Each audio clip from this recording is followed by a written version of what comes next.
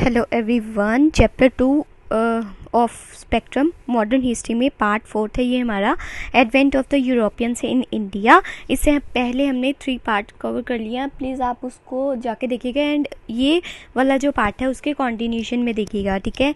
तो ये हमने कवर कर लिया था एंड ये भी हमने अर्लियर जो पार्ट्स है उसमें कवर कर लिया था। आज हम द डच से स्टार्ट करेंगे, ठीक है। जो डच की सेटलमेंट्स हुई थी भारत के अंदर वो, ठीक है। तो कमर्शियल एंटरप्राइज जो था डच के अंदर, उन्होंने ईस्ट की तरफ अपनी जो यात्राएं थी सी रूट के थ्रू वो स्टार्ट कर दी थी। और जो पहला डच मैन जो मतलब इंडिया के अंदर पहुंचा था वो सुमात्रा एंड बंतन में पहुंचा था 1596 में। उसका नाम था कॉर्नेलिस डी हॉटमैन। तो ये था पहला जो डच मैन था वो पहुंचा था सुमात्रा एंड बेंटन में, ठीक है। तो यहाँ पे ये फर्स्ट मैन ये पहुँचा था। और 1602 में जो इन्होंने काफ़ी सारे state of general of Netherlands थे वो ट्रेडिंग उन्होंने स्टार्ट कर दी थी with the East India company of the Netherlands, ठीक है। और इनकी जो मेन वही था कि इन्होंने काफ़ी ज़्यादा नॉलेज अप्लाई करके जो है वॉर स्टार्ट कर दिया विद द पोर्टुगीज़ जो कि पहले आए हुए थे इनके इन द इंडिया, ठीक है। अब डच सेटलमेंट्स कैसे होती है वो देख लेते हैं कि कैसे ये इंडिया के अंदर आके इन्होंने फैक्ट्रीज वगैरह सेटल की, ठीक है। तो 1605 में ही आंध्र प्रदेश में, ठीक है, मसूलीपट्टनम में, ठीक है, इन्होंने पहली जो है फैक्ट्री अपनी सेटअप की और काफ़ी सारे trading centre different parts of India में इन्होंने एस्टैब्लिश करने शुरू कर दिए। और ये जो था ये थ्रेट था टुवार्ड्स द पोर्टुगीज़ जो थे यहाँ पे, क्योंकि पोर्टुगीज़ ने, मैंने आपको पहले भी बताया था, नागापट्टनम जो कि चेन्नई में था, मद्रास के नियर में, वो पोर्टुगीज़ ने कैप्चर कर रखा था, ठीक है। लेकिन आगे जाके उनको भी ये एक थ्रेट महसूस होता है कहीं ये स्ट्रॉन्ग होल्ड ना, मतलब डच वाले स्ट्रॉन्ग होल्ड ना बना ले साउथ इंडिया में, ठीक है। और क्योंकि नागापट्टनम जो पहले पोर्टुगीज़ के अंदर था वो ये कैप्चर कर लेते हैं, डच वाले उनसे कैप्चर कर लेते हैं। तो इनको पोर्टुगीज़ को यही भय होता है, थ्रेट होता है कि कहीं ये पूरा स्ट्रॉन्ग होल्ड ना बना ले साउथ इंडिया में, ठीक है। और अदर फैक्ट्रीज जो डच ने खोली थी वो कहाँ कहाँ पर खोली थी? कोरामंडल कोस्ट पर और गुजरात, यूपी, बंगाल, बिहार, इन सब में भी इन्होंने अपनी जगह बना ली थी, अपनी फैक्ट्रीज खोली थी। तो कहाँ पे? गुजरात, यूपी, बंगाल एंड बिहार में। तो ये आपसे पूछा जा सकता है कि डच की फैक्ट्रीज कहाँ इन्होंने इस्टेब्लिश की थी, ठीक है। तो ये भी आप पहली जो थी, पहली वाली तो अब बिल्कुल भी आपने नहीं भूलनी है, ठीक है। मसूलीपट्टनम में, आंध्र में इन्होंने की थी। और कौन कौन सी थी? कोरोमंडल कोस्ट पर, गुजरात, यूपी, बिहार, बंगाल में, ठीक है। उसके बाद 1609 में जो इनकी मेन जो फैक्ट्रीज थी वो कहाँ कहाँ पे थी वो भी आपको पता होने चाहिए। सूरत में थी, सेकेंड इज बिम्बलीपट्टम, ठीक है। उसके बाद कैरिकाल, चिंसूरा, उसके बाद बरांगनगर, कोचीन में उनकी भी थी, पोर्तुगीज़ वालों की भी थी, मैंने आपको बताया था, ठीक है। उसके बाद और कहाँ पे थी? पटना में, जैसे मैं बिहार में मैंने बताया आपको, पटना में थी। नागापट्टनम जो उनके वाली थी पोर्तुगीज़ वाली वो भी इन्होंने कैप्चर कर ली थी, ठीक है। उसके बाद बैरासोर में, ठीक है। और मुर्शिदाबाद के बाद कसीम बाज़ार में भी इनकी फैक्ट्री थी। तो आप देख सकते हैं काफ़ी पूरे इंडिया के ऊपर इन्होंने जो है कब्जा जमाना शुरू कर दिया था और काफ़ी पार्टिसिपेट करते थे रीडिस्ट्रीब्यूटिंग और ट्रेड के मामले में ये काफ़ी इन्वॉल्वमेंट दिखाते थे। और फार ईस्ट में भी इनके काफ़ी सारे आर्टिकल्स वगैरह मर्चेंडाइज किया करते थे थ्रू द इंडिया, ठीक है। और ये काफ़ी ज़्यादा इंडिगो मैन्युफैक्चर किया करते थे, कहाँ पे? यमुना वैली में एंड सेंट्रल इंडिया में। काफ़ी इंपॉर्टेंट पॉइंट है ये, ठीक है। तो आप यहाँ पे नोट कर लीजिए कि ये जो इंडिगो की मैन्युफैक्चरिंग है वो ज़्यादा किया करते थे कहाँ पे? आपका यमुना वैली में, ठीक है। और सेंट्रल इंडिया के जो रीजन्स थे वहाँ पर, ठीक है। और टेक्सटाइल एंड सिल्क ये कहाँ से लेके जाते थे? बंगाल से, गुजरात एंड कोरोमंडल कोस्ट से भी काफ़ी ज़्यादा। सॉल्टपेट्रे जो है वो बिहार से। एंड ओपियम एंड राइस की जो खेती किया करते थे ये गंगा वाले रीजन में ये किया करते थे। मतलब ऑल ओवर इंडिया का इनका पूरा जो है वो राज हो गया था। ये हमने सब कुछ पढ़ा डच सेटलमेंट्स के अंदर, ठीक है। कि कहाँ कहाँ पर इन्होंने अपनी सेटलमेंट्स क्रिएट कर ली थी। ठीक है, अभी हम आगे चलते हैं एंग्लो डच राइवलरी के ऊपर। तो इंग्लिश जो थे मतलब इंग्लैंड से, उनका प्रोमिनेंस भी बढ़ रहा था ईस्टर्न ट्रेड की तरफ। ठीक है, अब मतलब हर कोई जो है वो चाहेगा कि इंडिया में ट्रेड वो है डायरेक्टली करें, ठीक है, किसी के थ्रू ना करें। तो इंग्लिश मैन जो थे वो अब इनके जो है राइवलरी बन गए थे, वो थ्रेट बन गए थे डच वालों के ऊपर, क्योंकि डच वाले जो थ्रेट बन गए थे वो पोर्तुगीज़ के ऊपर बन गए थे, इंग्लिश वाले जो थ्रेट बन गए थे वो डच के ऊपर बन गए थे। ठीक है, तो सीरियस चैलेंज था उनके लिए commercial interest of the Dutch. ठीक है, और ये जो राइवलरी थी ये बहुत जल्दी ही, ठीक है, डच वालों के लिए ये डच वाले काफ़ी देर से आए towards the Portuguese as a threat, but English वाले काफ़ी जल्दी आ गए थे और जल्दी ही ब्लडी वॉरफेयर जो है वो स्टार्ट हो गया था between the Dutch and the Englishman. ठीक है, और क्लाइमैक्स क्या है एंटिमिटी का between the Dutch and the English की, east was reached at the अमोनिया। अमोनिया एक जगह का नाम है जो कि इंडोनेशिया में है। ठीक है, आज के टाइम पे तो आप एक बार ध्यान रखिएगा कि पहले भारत में पुर्तगीज़ आए, ठीक है, लेकिन डच वाले जब आ गए, डच वालों ने यहाँ से पुर्तगीज़ को भगाने का ही काम किया। ठीक है, अपने अंडर कर लिया सब कुछ। तो ये पुर्तगीज़ जो थे ना ये इंडोनेशिया चले गए। ठीक है, अब इंग्लिशमैन आ गए हैं डच वालों के पीछे, तो अब ये डच वाले कहाँ चले गए, इंडोनेशिया। ठीक है, तो इनको ये आगे आगे शिफ्ट होते गए। ठीक है, तो वहाँ पे एक नाम याद रखिएगा, अबोनिया। ठीक है, तो यहाँ पे ये इंडोनेशिया में ये जाकर वहाँ पे इन्होंने पुर्तगीज़ से भी ये कैप्चर कर लिया। किसने, डच ने। ठीक है, पुर्तगीज़ वाले पहले भारत में आए, फिर इंडोनेशिया चले गए क्योंकि डच आ गए थे। फिर जब इंग्लिशमैन आए तो डच जो है पहले जो भारत में थे वो फिर इंडोनेशिया शिफ्ट हो गए। ठीक है, और वहाँ पे इन्होंने जो है काफ़ी ज़्यादा, क्योंकि भारत में भी इन्होंने काफ़ी ज़्यादा 10 इंग्लिशमैन एंड 9 जापानीज़ को जो है मारा था। ठीक है, उसके बाद this incident further intensified the rivalry between the 2 European companies. अब इनके अंदर भी 2 यूरोपियन कंपनीज़ के अंदर भी जो है वो थ्रेट था कि दोनों आपस में लड़ते रहते थे। ठीक है, आफ्टर प्रोलॉन्ग्ड वॉरफेयर मतलब काफ़ी लंबा युद्ध चलने के बाद इनमें कॉम्प्रोमाइज़ हो जाता है 1667 के अंदर, जिसके अंदर ब्रिटिश एग्री कर जाते कि वो जो है अपना विड्रॉ कर लेंगे सारा क्लम इंडोनेशिया से, और Dutch retire from the India to concentrate more on the profitable trade in the Indonesia. तो जो भी इंग्लिशमैन का इंग्लैंड का जो भी था वो इंडोनेशिया से वहाँ से हटाने के लिए तैयार हो गए थे और डच को वहाँ भेज सारा जो है सौंपने के लिए तैयार हो गए थे, और डच भी रिटायर्ड फ्रॉम द इंडिया के लिए एग्री हो गया था और इंडोनेशिया में ट्रेड करने के लिए मान गया था। And they monopolise the trade in the black pepper and the spices.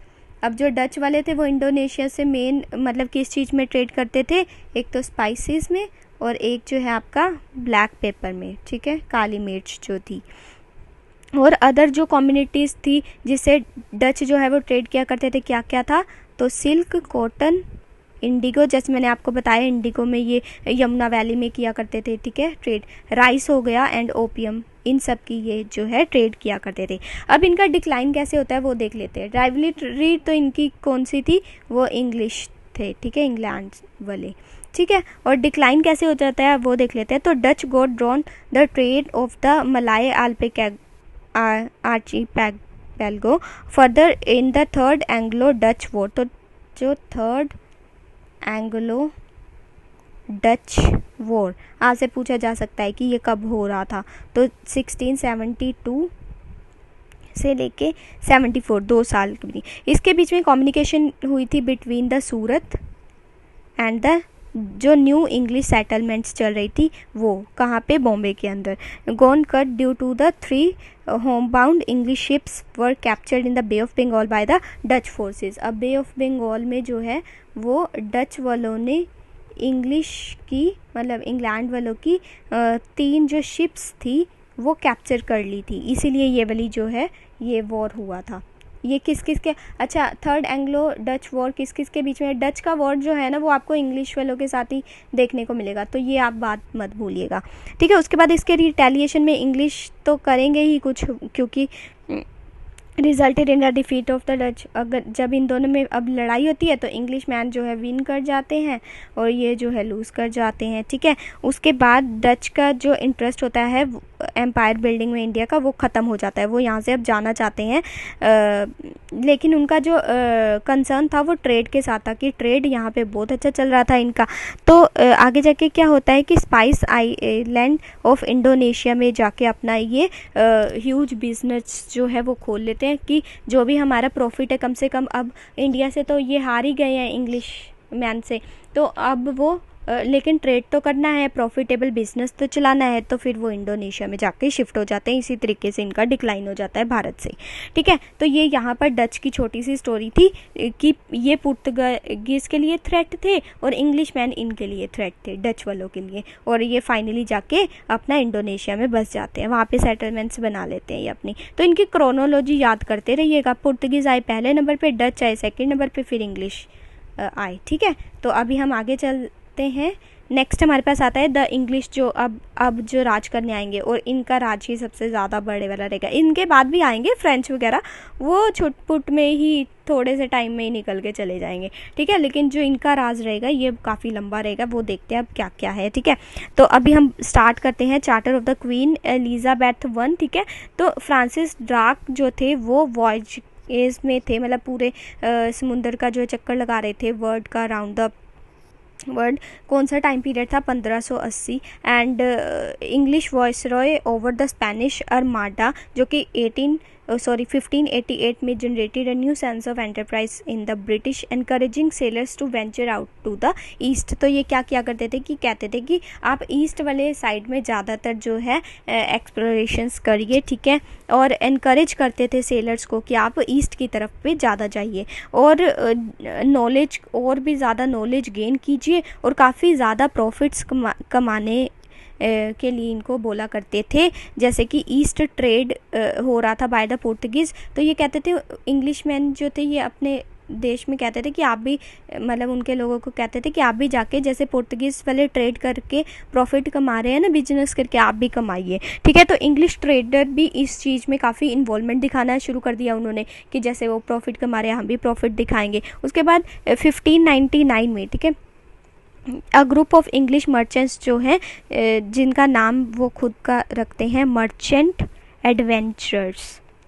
ठीक है, इन्होंने फिर एक कंपनी फॉर्म की, तो ये नाम याद रखिएगा। तो इन्होंने एक कंपनी फॉर्म की और 31 दिसंबर 1600 को क्वीन एलिजाबेथ वन एक चार्टर इशू कर देती है with the right of the exclusive trading to the company name the governor and the companies of the merchant of London trading into the East Indies. ठीक है, तो ये charter का पूरा नाम था, मतलब कंपनी थी, उस कंपनी के लिए इन्होंने चार्टर इशू कर दिया। किसने? क्वीन एलिजाबेथ वन ने। ठीक है, ईस्ट इंडिया में आप जाके, मतलब मर्चेंट्स तो है लंदन के, लेकिन वहाँ जाके अपनी एक कंपनी चलाएंगे। Initially a monopoly of 15 year was granted, मतलब पहले 15 साल का इनको रूल करने के लिए इनको टाइम दे दिया कि आप ही चलाएंगे कंपनी, जो कि 1906 में जाके आगे एक्सटेंड भी कर दी जाती है, क्योंकि एक चार्टर निकाला गया था 15 साल के लिए, लेकिन फिर आगे जाके उसको फ्रेश चार्टर जो है बनाया जाता है और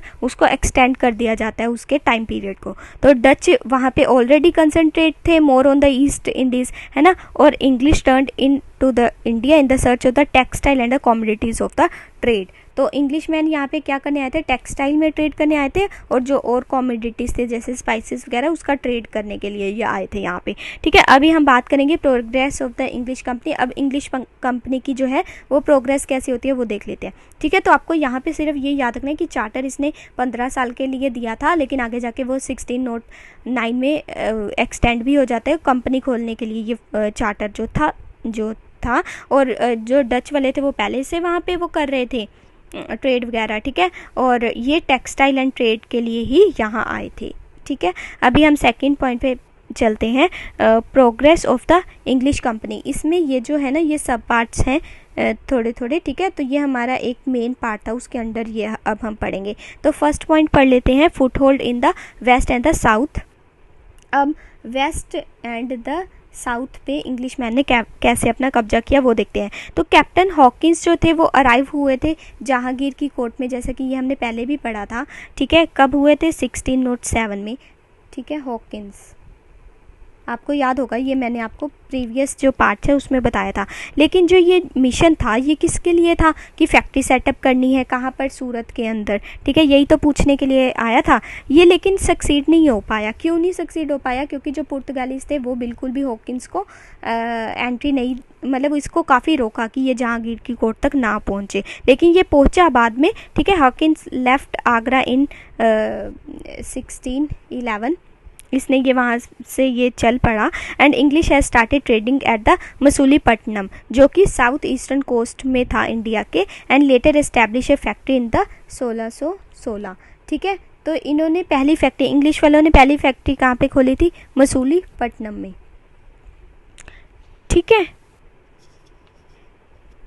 ओके। और डच वालों ने भी पहली फैक्ट्री अपनी यहीं पे खोली थी, आपको याद होगा, ठीक है। उसके बाद इट वॉज इन 1612 जो कैप्टन थॉमस थे वो Best defeated the Portuguese in the sea of Surat and impress the Jahangir granted permission to English in 1613 to establish a factory at Surat under Thomas Aldworth, ठीक है। तो अब ये जो थॉमस आते हैं, ये लड़ते हैं फिर पोर्तुगीज़ के साथ। अभी पोर्तुगीज़ जो थे वो हॉकिंस को बिल्कुल भी जाने नहीं देना चाहते थे जहांगीर के पास। लेकिन आपको याद होगा हॉकिंस जो थे काफ़ी सारे गिफ्ट वगैरह लेके आए थे और इम्प्रेस तो किया था जहांगीर को, लेकिन इतने सक्सेसफुल नहीं हो पाए थे और इनको सूरत में फैक्ट्री खोलने के लिए अलाउ नहीं किया गया था। लेकिन ये 1611 में वापस चल जाते हैं। लेकिन बाद में जब थॉमस आता है ना, ये उनके साथ, पोर्तुगीज़ वालों के साथ काफ़ी लड़ता है और उनको हरा देता है और फैक्ट्री इस्टेब्लिश करने में सक्सेसफुल हो जाता है सूरत के अंदर, ठीक है। और ये जब लड़ता है पोर्तुगीज़ वालों से, ठीक है, खुद नहीं, मतलब पूरे सब मिलके जब लड़ते हैं, तो ये जहांगीर को इम्प्रेस कर देता है और परमिशन ले लेता है कि ये इस्टेब्लिश कर सके सूरत के अंदर एक फैक्ट्री, ठीक है। तो ये जो फैक्ट्री होती है ये कब इस्टेब्लिश करते हैं? ये 1613 के अंदर, ठीक है। अभी मैं ये रब कर देती हूँ, अभी हम यही वाला पार्ट पढ़ रहे हैं, ठीक है। उसके बाद क्या होता है? जो थॉमस रो होता है came as an accredited ambassador of the James one to the court of Jahangir, staying on there till 1619 तक ये वहाँ पे फिर रहता है। लेकिन he was unsuccessful in concluding a commercial treaty, ये कोई ट्रीटी नहीं बना पाता, ये यहाँ पे इसका एक बैकफुट रहता है। And secure the number of privileges including the permission to set up the factories at the Agra, Ahmedabad and the broach. तो यहाँ पर ये परमिशन ले लेता है, कहाँ पर ये पूछा जा सकता है? तो आगरा में, अहमदाबाद में एंड ब्रोच में, तो यहाँ पे ये परमिशन ले लेता है, ठीक है। उसके बाद the English company did not have a smooth progress. तो अब स्मूथ प्रोग्रेस तो आप देख ही रहे हैं, नहीं है, क्योंकि हॉकिंस को पहले उन्होंने एंट्री, मतलब रोकी उसकी एंट्री पोर्तुगीज़ वालों ने, फिर थॉमस आया, उसने फिर उनको हराया एंड देन आगे जाके माना कि हाँ चलो तुम खोल लो। लेकिन it has a contented with the Portuguese and the Dutch in the beginning. अब इंग्लिश वालों की, मैंने बताया कि पुर्तगीज़ के बाद कौन आए? डच आए, डच के बाद कौन आए? इंग्लिश। अब इंग्लिश मैन जो थे वो इनके लिए थ्रेट बन चुके हैं। तो ये स्मूथ एक तरह से इनकी जर्नी नहीं रही, सिचुएशन जो है वो चेंजिंग होती रहती थी, कभी किसी की जीत होती थी तो कभी किसी की जीत होती थी। Bombay had been the gifted to the King Charles. अब जो बॉम्बे था ना वो किंग चार्ल्स टू को, ठीक है। अब किंग चार्ल्स टू कौन था? ये पुर्तगाल का राजा था, ठीक है। ये जो बॉम्बे था ये इसको डोरी में दे दिया गया था when Charles married to the Portuguese princess Catherine, ठीक है। अब ये जो था ना किंग चार्ल्स जो था ये तो था इंग्लिश मैन, और पुर्तगाल की ये उनकी राजा की बेटी से ये शादी करवा लेता है, ठीक है। सॉरी, ये जो था ये पुर्तगाल का राजा था, ठीक है। और चार्ल्स से ये शादी कर देते हैं, किसकी?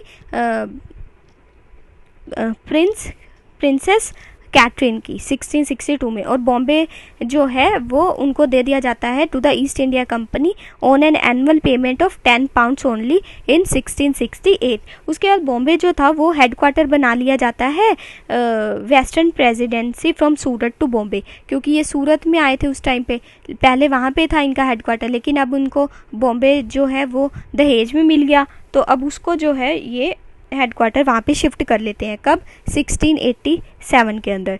लेकिन ये एक पीस था, पीस मतलब एक समझौता टाइप था between the English and the Portuguese की ये ज़्यादा लड़ाई ना करें, ठीक है। उसके बाद Anglo Dutch compromise as mentioned earlier by the Dutch agreed not to interfere in the English company trade in India. मैंने आपको बताया था कि एंग्लो डच जो वॉर हुई थी उसके अंदर डच एंड इंग्लिश मैन का समझौता हो गया था कि ये इंडोनेशिया चले जाएंगे डच मैन, और इंग्लिश वाले यहीं रहेंगे और कोई इंटरफेरेंस नहीं होगी। तो डच वाले तो इनके लिए पूरे ख़त्म हो गए, और अब इनकी पुर्तगाल से भी जो है बननी स्टार्ट होगी, क्योंकि वो जो है इन्होंने डोरे में बॉम्बे इनको दे दिया था, ठीक है। अब इंग्लिश कंपनीज पोजीशन जो थी वो इम्प्रूव होती चली गई यहाँ पे, और गोल्डन फरमान भी इशू कर दिया गया सुल्तान ऑफ द गोलकोंडा के द्वारा 1632 में। तो ये मैं लिख देती हूँ यहाँ पे।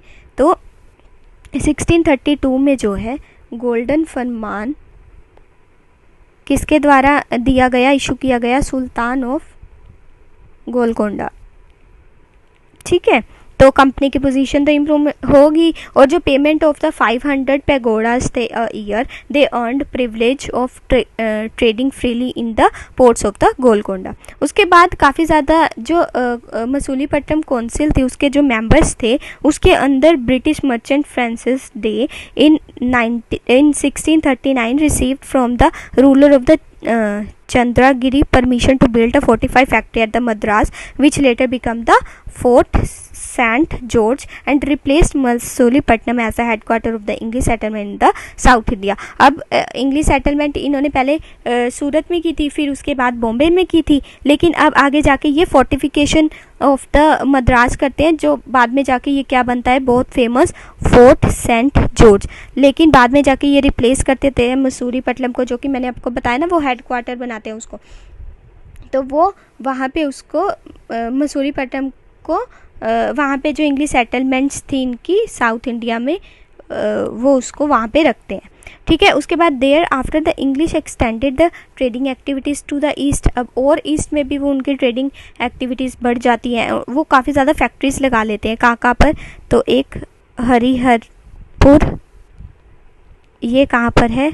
महानदी डेल्टा पे लगाते हैं। दूसरा ये कहाँ पे लगाते हैं?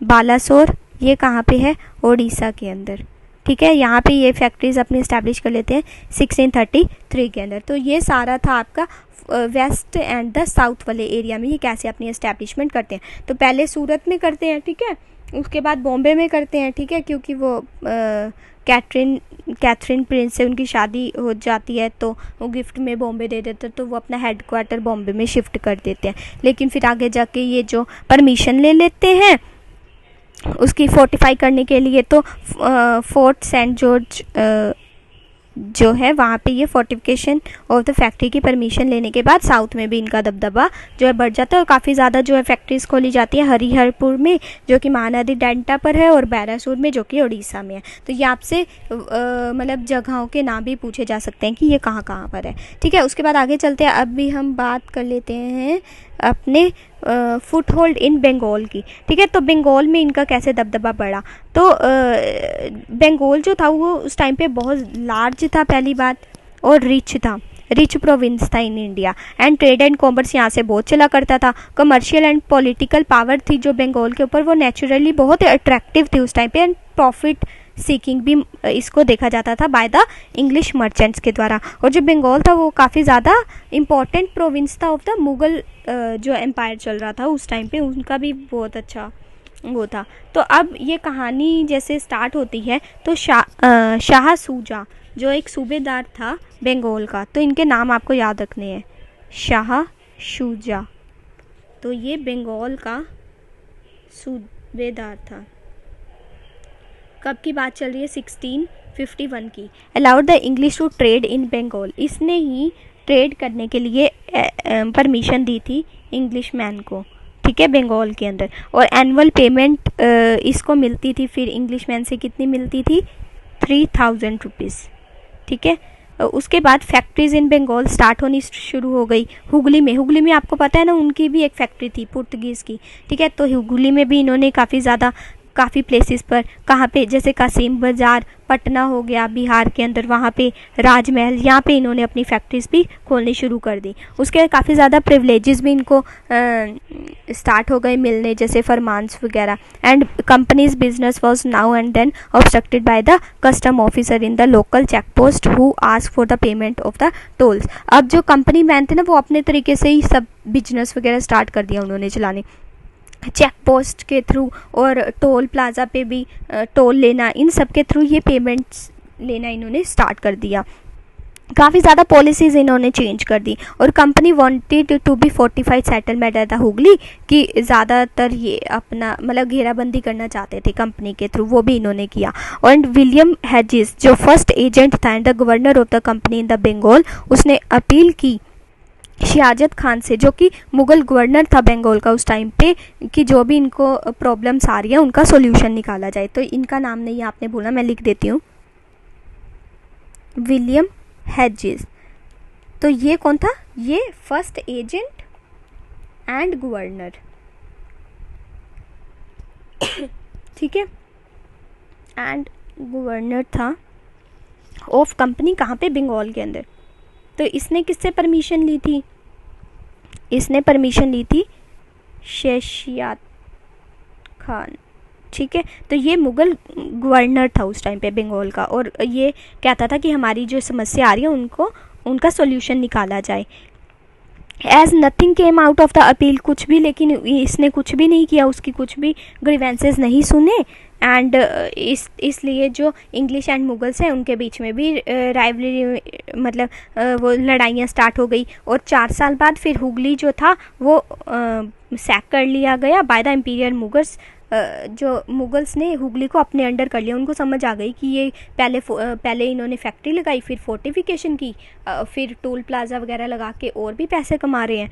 तो ये जो है मुगल एम्परर ने अपने अंडर कर लिया हुगली को, ठीक है। उसके रिटेलिएशन में इंग्लिश वालों ने क्या किया कि ये जो फोर्ट बनाया हुआ था at the Thana modern Garden Reach, जिसको आज बोला जाता है, तो उस raided Hijli in the East Midnapore and storm the Mughal fortification at the Balasore. तो सब जगहों पर जो भी इनके जिनके ऊपर इनका कंट्रोल था, जहाँ पे इनकी फैक्ट्रीज थी, जैसे बेलासोर ओडिशा में, उसको इन सबको ना इन्होंने फोर्टिफाई कर लिया।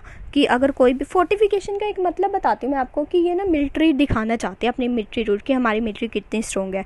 एंड फिर उसके बाद जो English were forced to leave Hooghly and were sent to the unhealthy location at the mouth of the Ganga. फिर इनको उसके बाद क्या हुआ कि इंग्लिश मैन को धक्के से जो है हुगली वाले एरिया से निकाला जाने लगा, क्योंकि ये पहले फैक्ट्रीज लगाते थे, फोर्टिफिकेशन कर देते थे।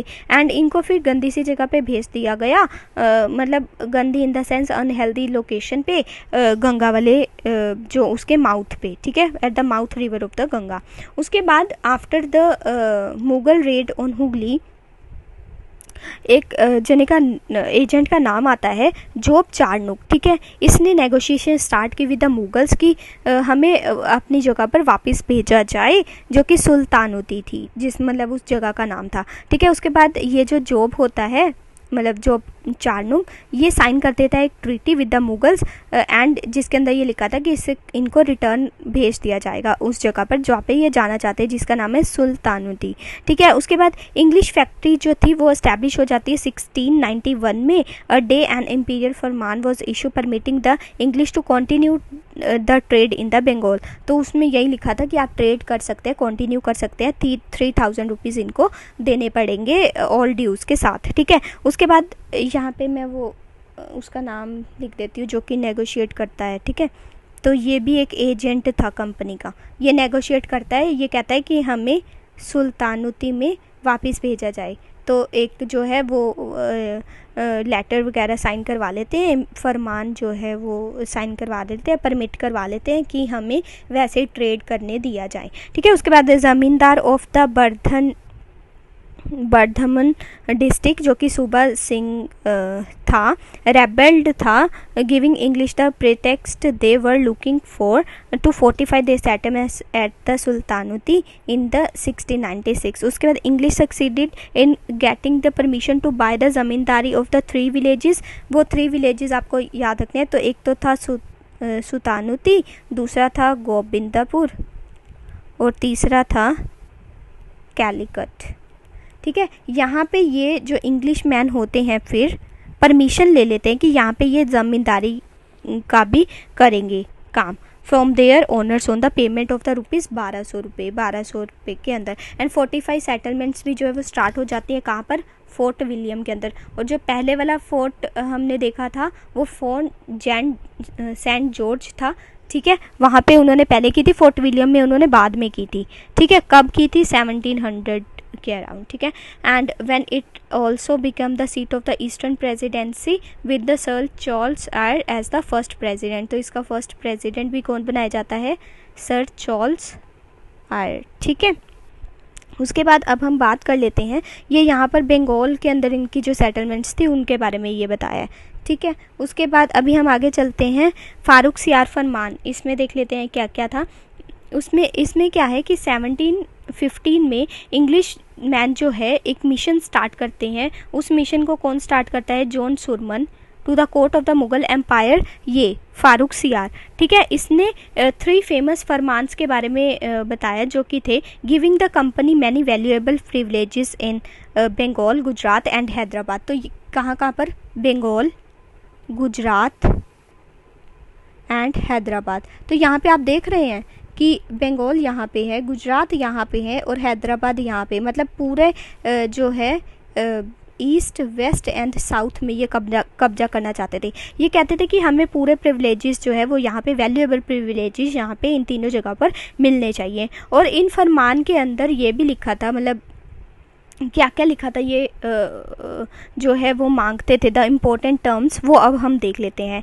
ठीक है, तो in Bengal companies import and export were exempted from the external custom duties expecting the annual payment of the 3000 rupees as settle earlier. ये कह रहे थे कि जैसा कि हमने आपको पहले बताया कि हम 3000 रुपये देंगे सभी ड्यूज़ के साथ, तो हमें जो कस्टम ड्यूटीज़ लगती हैं एक्सपोर्ट इम्पोर्ट पे वो नहीं लगानी है। ये इनका पहला पॉइंट था। दूसरा point, the company was permitted to issue the dastak, मतलब कंपनी पर पासिस जो है वो दे देगी for the transportation of the such good. तो पासिस देने की बात की गई। ठीक है, दस्तक देने की बात की गई बाय द कंपनी ट्रांसपोर्टेशन के लिए। ठीक है, और थर्ड पॉइंट हमारे पास आ जाता है कि company was permitted to rent more land around the Calcutta के अराउंड मोर जो है लैंड इनको लेने की मतलब ये ले सकते हैं, ऐसा परमिट कर दिया गया। ठीक है, और फोर्थ पॉइंट हमारे पास आ जाता है कि हैदराबाद में company retained it's existing privilege of freedom from the duties in trade and had to pay the privileging rent only for the Madras के लिए ही ये पे करेंगे। ठीक है, फोर्थ पॉइंट ये है। एंड फिफ्थ पॉइंट आपका सूरत से रिगार्डिंग है कि 10,000 रुपये एनुअल पेमेंट दी जाएगी।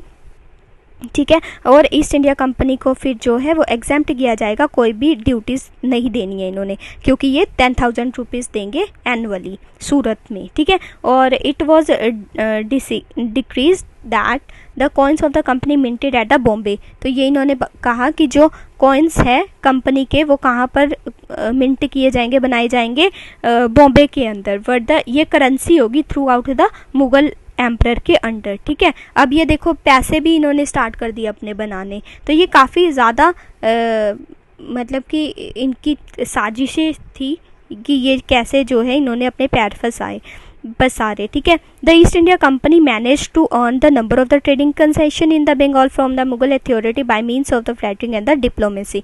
इनकी डिप्लोमेसी बहुत स्ट्रॉन्ग थी जैसे इन्होंने काम ये कर रहे थे। But English had to vanquish the French before they could rid of the competitors and establish their complete sway over the India। तो फिर अभी मैंने बताया ना कि पहले आए थे पुर्तगीज, फिर डच, फिर इंग्लिश, अभी फ्रेंच भी आएंगे, तो उनके साथ भी उनसे भी ये जीत जाते हैं। ठीक है, तो ये फारूक सियार फरमान्स के अंदर यही 4-5 चीज़ें थी कि बंगाल में कैसे ये दस्तक, फिर बंगाल में सबसे पहला हमने पढ़ा था कि बंगाल में जो भी एक्सपोर्ट इम्पोर्ट हो रहा है उसके ऊपर ये कोई भी कस्टम ड्यूटी नहीं देंगे, ये मनवाया इन्होंने, इस फरमान में ये लिखा था, ठीक है। ये इनको जीत मिली थी। 10 तक ये मतलब पासिस जो है वो इशू करेंगे ट्रांसपोर्टेशन के लिए। 3rd की ये कलकत्ता के अराउंड जो है लैंड ले सकते हैं। फिर हैदराबाद के अंदर जो ड्यूटीज़ वगैरह ट्रेड के लिए लगती थी, ये इनको पूरे प्रिविलेज मिलेगा और फ्रीडम मिलेगी उस चीज़ के लिए। एंड रेंट जो देंगे ये फॉर मद्रास के लिए ही देंगे ओनली, ठीक है। और सूरत में जो है वो 10,000 रुपीज़ देंगे और इनको ईस्ट इंडिया कंपनी को कुछ भी एक्स्ट्रा ड्यूटीज़ नहीं पे करनी है। एंड देन लास्ट हमने पढ़ा था कि ये जो कॉइन जो है वो इशू किए जाएंगे ईस्ट इंडिया कंपनी के द्वारा बॉम्बे के अंदर, और ये मुग़ल एम्पायर के अंदर थ्रू आउट चलेगी, ठीक है। तो ये सारा था फारूक सियार फरमान के अंदर। ये ना पूछे जाते हैं, पॉइंट दे देंगे और फिर आपसे पूछ ली जाएंगे इसमें से कौन सा है कौन सा नहीं है, ठीक है। अभी हम लास्ट पॉइंट पे आ जाते हैं, merging of the 2 English companies. अब 2 इंग्लिश कंपनीज जो है वो कैसे मर्ज होती हैं वो देख लेते हैं। तो आफ्टर द इंग्लिश रेवोल्यूशन जो कि 1688 में हुआ था, जो विक्स थे with their enhanced influence oppose the monopoly of the East India Company. तो ये ईस्ट इंडिया कंपनी को जो है वो अपोज किया करता था, ठीक है। उसके बाद thus a rival company was formed which deputed the Sir William Norris, ठीक है, as the ambassador of the court of the Aurangzeb. अब औरंगजेब आ गया था उस टाइम पे, ठीक है। तो ये आता है एम्बेसडर बन के to the court of the Aurangzeb और to gain the trading privilege for itself, अपने लिए ये प्रिविलेज मांगता है ट्रेडिंग में, ठीक है। The new company proved a failure, लेकिन वो फेलियर हो जाती है क्योंकि आपको पता होना चाहिए कि ईस्ट इंडिया कंपनी थी जो वो काफ़ी ज़्यादा स्ट्रॉन्ग थी उस टाइम पे। तो under pressure from the crown and the parliament 2 companies were amalgamated, ठीक है, उनको कंबाइन कर दिया गया और उसको एक टाइटल दे दिया गया 1708 में, ठीक है। तो उनको एक टाइटल दे दिया गया जो था United Company of Merchant of England trading to East Indies, ठीक है। This was the East India Company जो कि थी 1708 से 1873 तक ये थी to establish the British political power in India, ठीक है। तो यहाँ तक था ये सारा इंग्लिश का, ये कि स्टार्टिंग में इन्होंने कैसे राज किया। हालांकि राज इन्होंने 200 साल तक किया, लेकिन स्टार्टिंग में कैसे इन्होंने स्टार्ट किया ये सारा उसके ऊपर था कि क्वीन एलिजाबेथ ने कैसे चार्टर को स्टार्ट किया, फिर उसके बाद प्रोग्रेस कैसे हुई इंग्लिश कंपनी की। उसके अंदर हमने देखा, मतलब ये मेन हेडिंग थी, उसके अंदर 4 पॉइंट्स थे कि वेस्ट एंड साउथ पे वो कैसे कब्जा करते हैं, देन बंगाल में कैसे कब्जा करते हैं, देन फारूक सियार से ही कैसे फरमान को परमिट करवाते हैं, ठीक है। And then merging of the 2 English companies भी हमने आज कवर कर लिया। उसके बाद नेक्स्ट लेक्चर में हम पढ़ेंगे द फ्रेंच से। तो till then goodbye and have a nice day. Thank you.